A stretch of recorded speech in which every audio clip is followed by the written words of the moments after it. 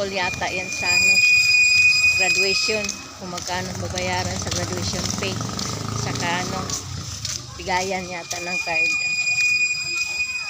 Malalaman natin kung magkano mamaya, kano kaya ang bayad sa graduation pay. Ayan yung eskwelahan nila. Graduate na ng high school si David. Bali, pa yata ang graduation? April pa yata. Kasi elementary, gagraduate yung bunso ko ng grade 6. April 15. Graduation day nila. Baka mga ganun-ganun din. April din, mga ganun. Yan, sa 28 pa kami mag-meeting. 650 yung graduation fee sa elementary.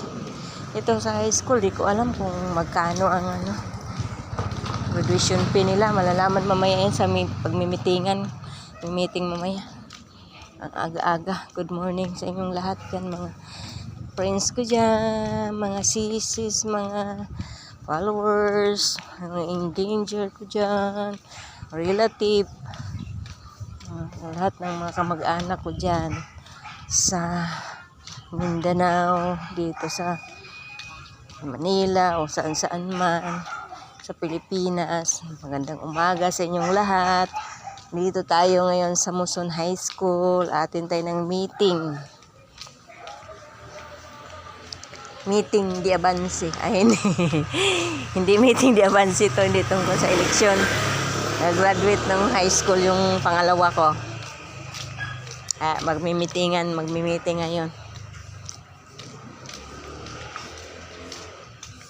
Dito sa Muson High School, Sarmiento Subdivision. Muson High School, Del Monte, Bulacan. 2000, pa lang to, bago lang to. Since 2004, mas matanda pa yung panganay ko dito. Ay, panganay ko pinanganak 2000. Ay, hindi. 1998. Ayan, 2004. Mas matanda pa yung panganay ko. 25 na yung panganay ko. Matanda pa dyan. Bago lang to. Mga 20 years. 2004 nga. 21 years. 21 years pa. Lang to. Bago pa lang. Tinayo. Pero parang luma na. Ito yung talong nila. Talagay sa balde. Galing. Talong.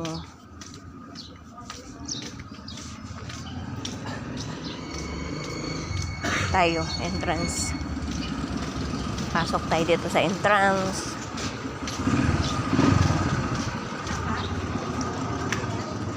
Tayo meeting. Dito.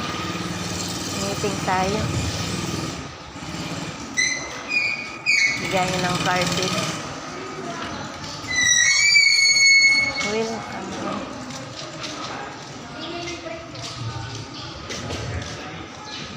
Po tayo doon. Tayo sa dulo. Grade 9 dyan. 10 dito. Grade 10. Ito tayo.